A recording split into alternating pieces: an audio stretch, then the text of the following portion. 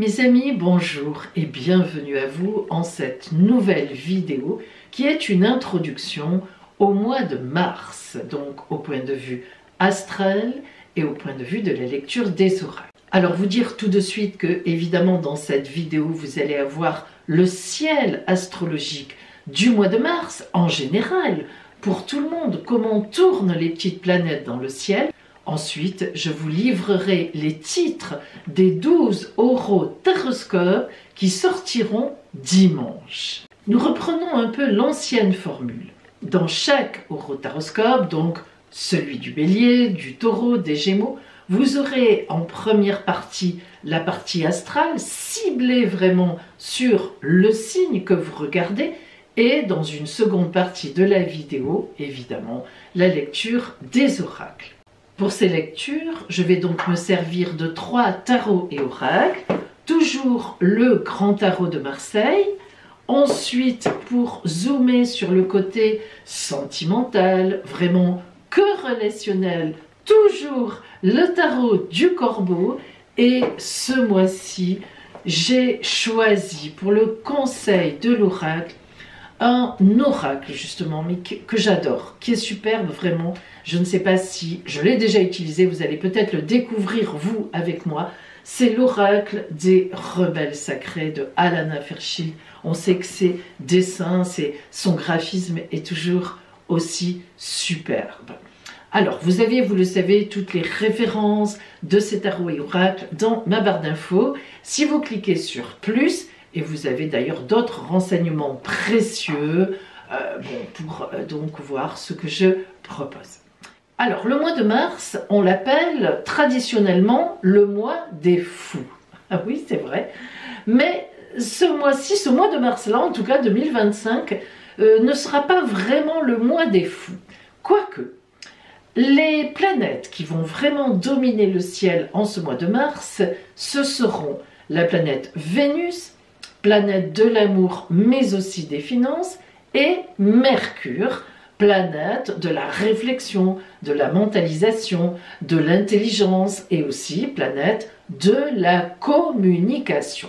Alors vous voyez que si l'amour domine le ciel avec la réflexion, ça peut faire à la fois de la passion, on rejoint le mois des fous, mais aussi de la réflexion et on rejoint un mois très réfléchi.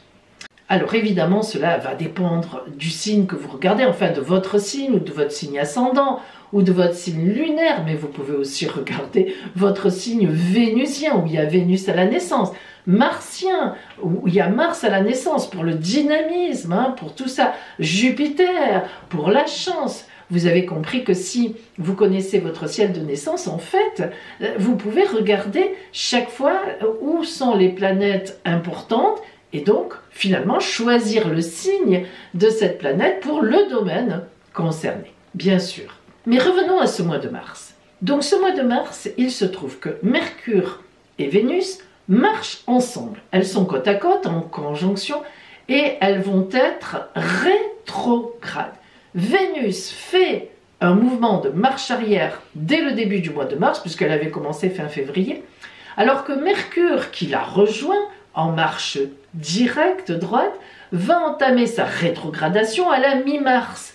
Ce qui fait que, en fait, à partir de la mi-mars, Vénus dès le début, mais elles seront toutes les deux en rétrogradation, elles sont dans le Poisson au début du mois, et elles vont passer en Bélier vers la fin du mois. Donc elles rétrogradent toutes les deux ensemble. Donc forcément, le mois de mars en gros est donc un mois sous emprise de la rétrogradation de Vénus et de Mercure. Alors, Vénus rétrograde, ça veut dire quoi?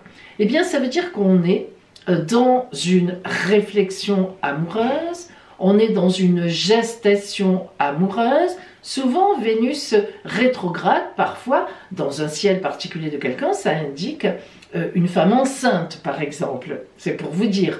Gestation, en amour, réflexion, mais aussi en finance. C'est peut-être un moment où vous allez faire le point financier sur vos biens, vos possessions.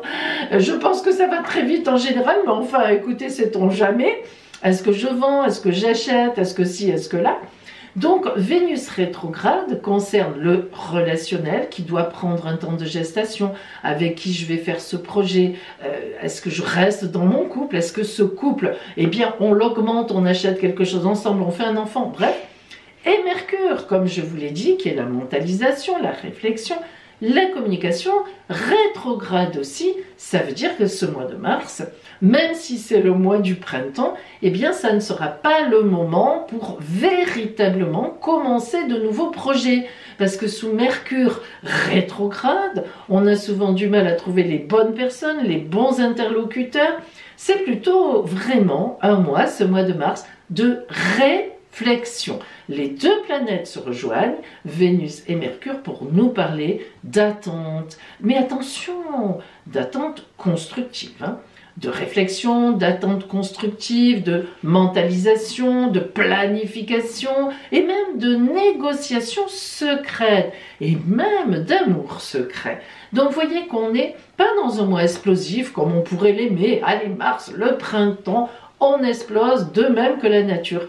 Non, c'est assez feutré. Et puis, il y a une autre planète qui a eu beaucoup d'importance et qui va encore en avoir parce qu'elle est toujours dans son mouvement de boucle, c'est Mars, qui a repris son mouvement, enfin, de marche directe en Cancer le 24 février. Donc ça y est, elle est repartie en marche avant, elle va traverser le Cancer, mais elle n'en sortira que le 18 avril. Et oui, parce que c'est un peu comme une voiture, quand on a fait une marche arrière, quand on repasse en marche avant, on n'est pas tout de suite à 130 km/h, on met un certain temps à redémarrer. Quand on part du péage, quand on sort du péage, bon bref, on le sait. Et là, Mars, c'est pareil. D'habitude, elle ne reste qu'un mois, en gros un mois et demi dans un signe. Et là, elle met un certain temps. Donc, même si elle a repris sa marche directe en Cancer, elle va en sortir que le 18 avril. Elle repassera en Lion et elle gardera sa marche directe pour 1 an et demi. Hein. Elle ne fera plus de boucle et elle ne sortira du Lion qu'en juin. Donc, vous voyez qu'elle est encore entre le Cancer et le Lion un bon moment.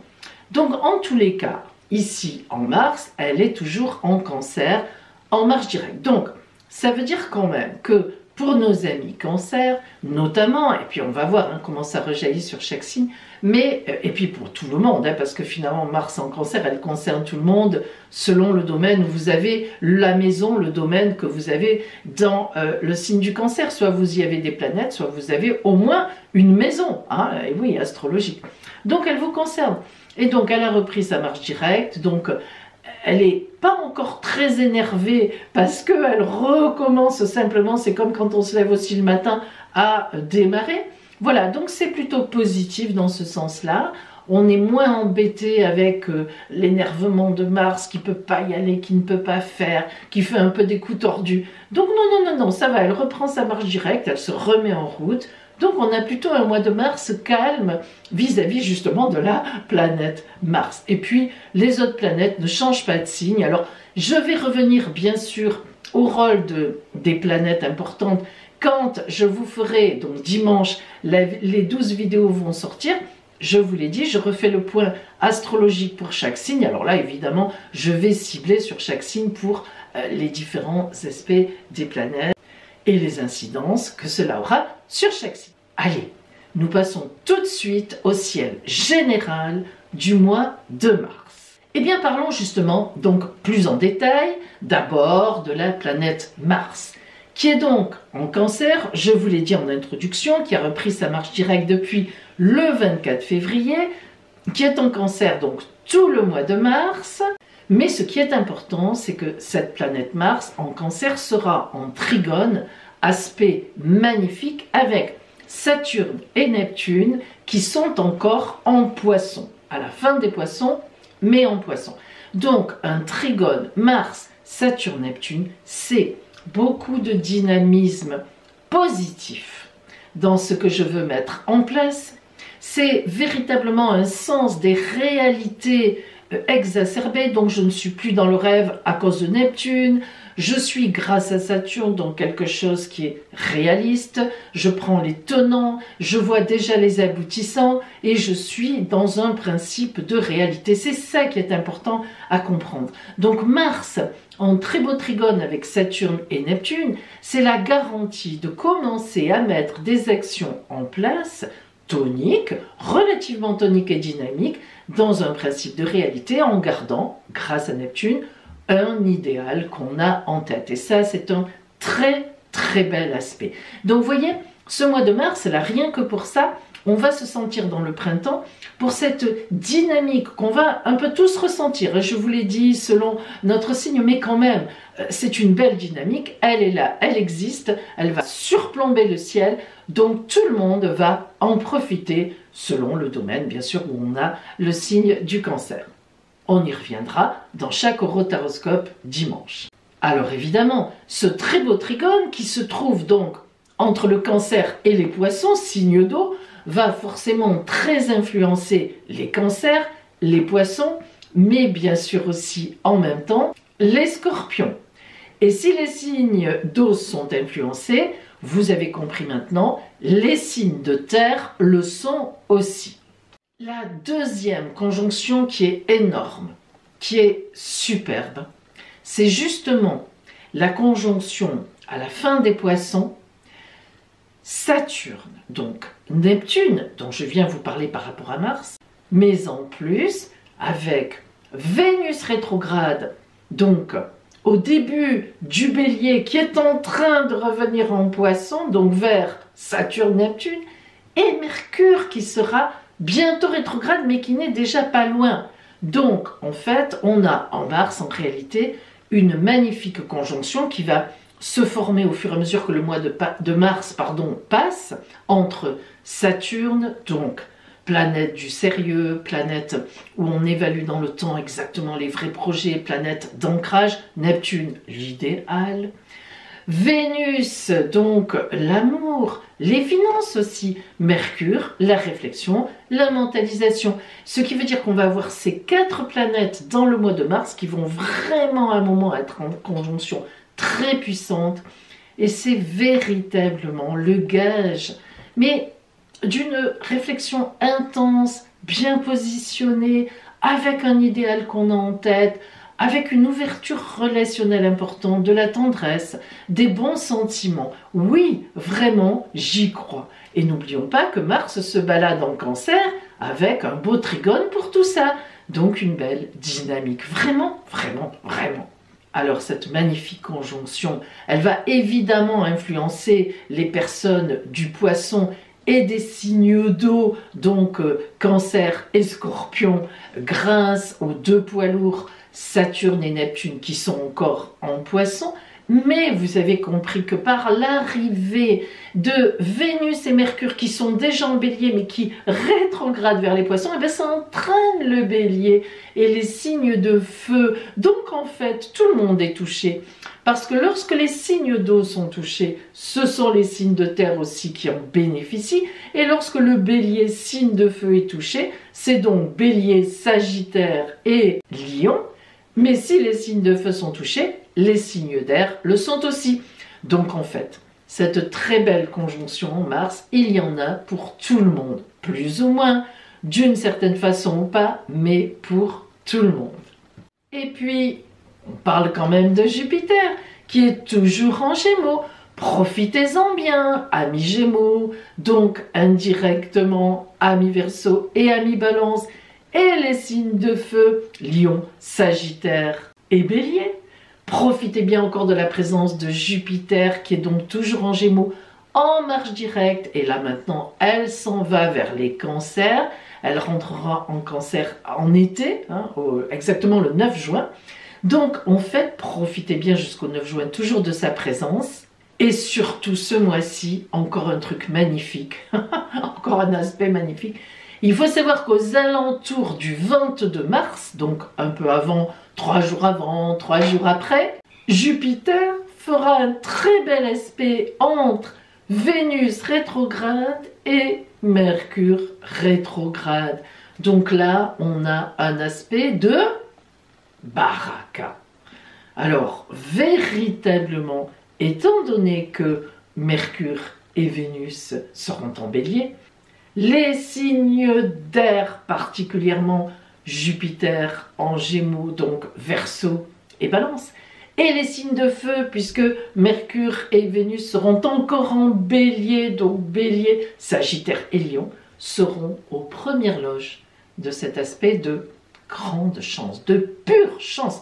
Vous savez quand même qu'en astrologie, les beaux aspects, les bons aspects entre Jupiter et Vénus, c'est vraiment les aspects de grande chance. Alors, vous allez en profiter, j'espère, à fond, comme on dit.